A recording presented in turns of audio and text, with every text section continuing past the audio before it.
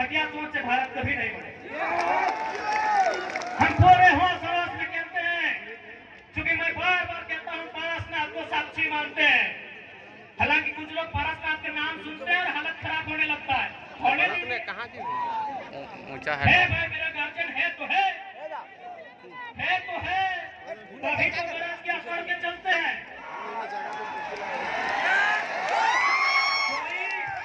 कोई हमारा बाल उखाड़ने का कोशिश कीजिए ना, अगर पारसनाथ पहाड़ उसका खाल नहीं उखाड़ लिया।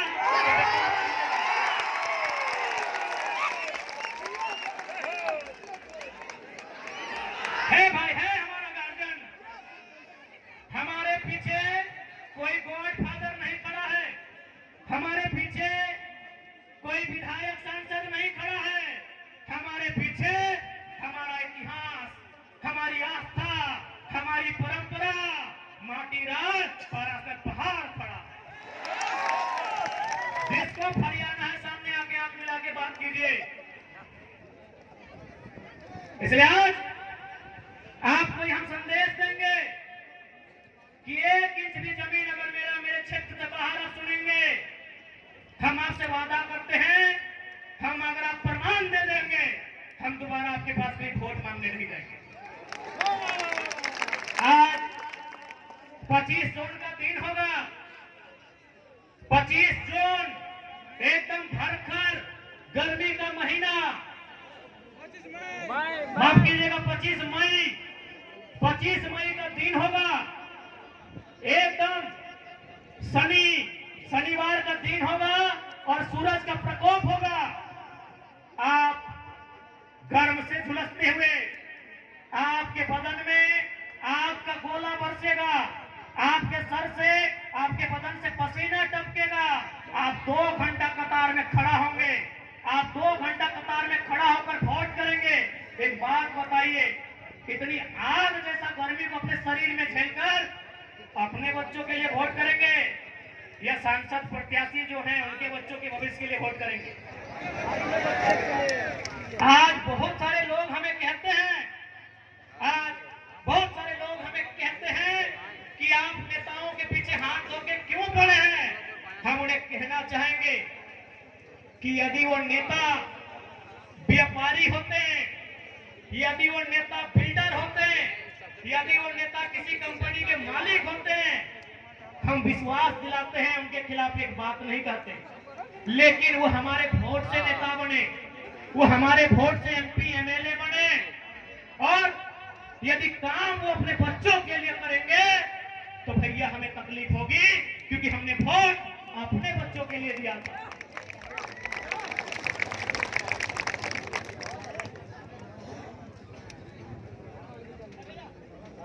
उसके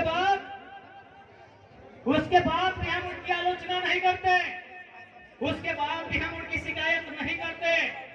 यदि नेताजी का बेटा चाहे चंद्र प्रकाश चौधरी जी रहे, मथुरा प्रसाद महतो जी रहे, अनूप सिंह अनुपमा सिंह जी रहे, ढोलू महतो जी रहे, हेमंत सोरेन जी रहे, या सुदेश महतो जी रहे, या बाबूलाल मरांडी जी रहे, या अर्जुन मुंडा जी रहे, यदि उनका बच्चा भी हमारे घर के भाइयों की तरह, हमारे घर के बच्चों की तरह टावर लाइन में चढ़ के काम करता ना, मां कसम शिकायत नहीं करते। यदि उनका बच्चा हैदराबाद खड़ने जाता ना, शिकायत नहीं करते। यदि उनका बच्चा सूरत में कपड़ा की फैक्ट्री में काम करता ना, हम शिकायत नहीं करते। लेकिन आप पता कर लीजिए, नाम लेने की आवश्यकता नहीं है, उनके बच्चों में क्या योग्यता है, नहीं है। कोई किसी कॉलेज का डायरेक्टर है, किसी का बेटा दिल्ली में बैठकर कंपनी चलाता है, और आपके बेटे शाम को ड्रीम एलिमेंट में 49 रुपया लगाते हैं। इसलिए आज नया भारत अभी नहीं कह सकते कैसा होगा, लेकिन नया झारखंड हम लोग देख रहे हैं। नया भारत का दृश्य कैसा होगा ये शायद हम और आप नहीं कह सकते, लेकिन नया झारखंड कैसा होगा ये दृश्य हम और आप देख रहे हैं। आज 45 डिग्री के तापमान में जो भीड़ इकट्ठा हुई है, ये बदलाव का संकेत दे रही है।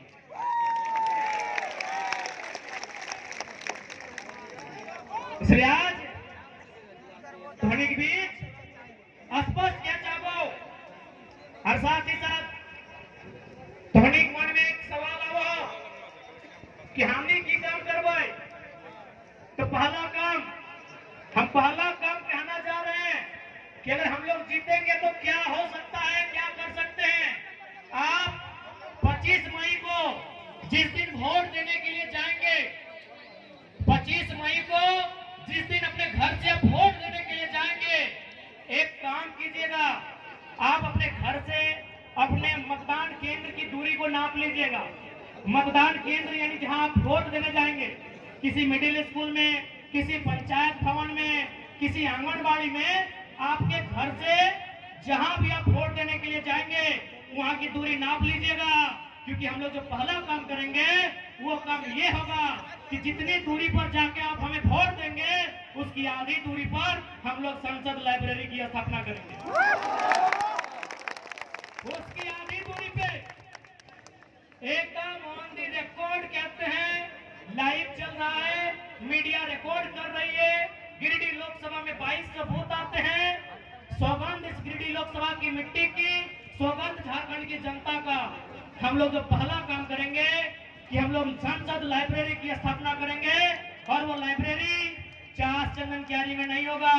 वो लाइब्रेरी जहां आपका गांव है, जितनी दूरी पर आपका वोट वाला बूथ होगा उसकी आधी दूरी में वो लाइब्रेरी की स्थापना की जाएगी।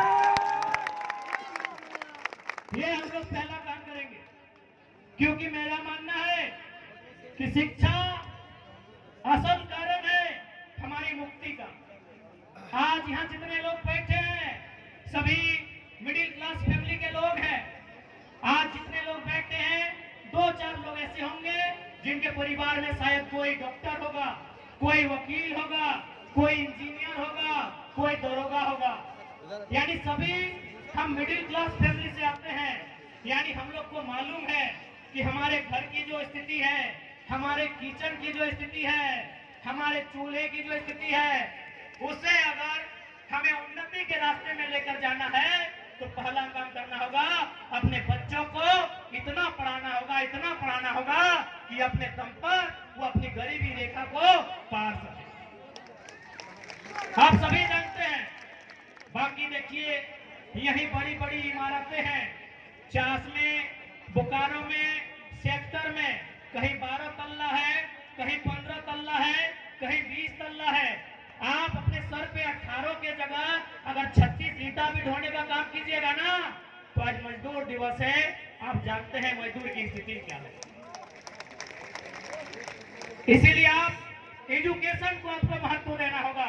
आज आपके बीच एक नन्हा सा लड़का, आज आपके बीच एक साधारण सा लड़का, आज आपके बीच एक कल का लड़का यदि आज यहाँ अपने आप को लेकर आया है तो पावर ऑफ एजुकेशन। पढ़े लिखे हैं, चीजों की जानकारी है, इसीलिए आप हमें सुन रहे हैं और सुन नहीं रहे हैं। गिरिडीह से भारी मतों से विजय बनाने जा रहे हैं, क्योंकि आपको मालूम है कि गिरिडीह में अगर कोई दमदार आवाज रखेगा तो आपको मालूम है वो कौन रखेगा। गिरिडीह लोकसभा रहे या कोई सीट रहे, आपको मालूम है वो आवाज हमारे दल के लोग रखेंगे, वो आवाज टाइगर जयराम महतो की सेना रखेगी, ये आपको मालूम है। क्योंकि हम कोयलांचल की धरती में खड़े हैं। धनबाद, बोकारो, गिरिडीह के सीमांकन क्षेत्र को, रामगढ़ होते हुए हजारीबाग के क्षेत्र को हम लोग कोयला का क्षेत्र कहते हैं। लेकिन आज आपको जानकारी देना चाहेंगे, इसी धनबाद बोकारो को जोड़ने का काम दामोदर नदी करती है। आपको जानकारी देना चाहेंगे कि हमारे झारखंड में 27% कोयला का खनन किया जाता है। शायद आप लोग जानते भी होंगे 27% कोयला अकेले झारखंड देता है। लेकिन आपको मालूम है हेडक्वार्टर कहाँ है? आपको मालूम है हेडक्वार्टर कहाँ है? कलकत्ता। कितना शर्म की बात, कितने दुर्भाग्य की बात कि कोयला हमारी जमीन पर और हेडक्वार्टर कलकत्ता। इसीलिए अगर गिरिडीह लोकसभा से जीतते हैं तो सदन में हमारा ये सवाल होगा कि आज के बाद से हेडक्वार्टर कलकत्ता नहीं, धनबाद या बोकारो होना चाहिए। अब ये सवाल बनता है कि धनबाद या बोकारो अगर कोल इंडिया का हेडक्वार्टर बनेगा तो फायदा क्या होगा? फायदा ये होगा कि आज जो समस्याओं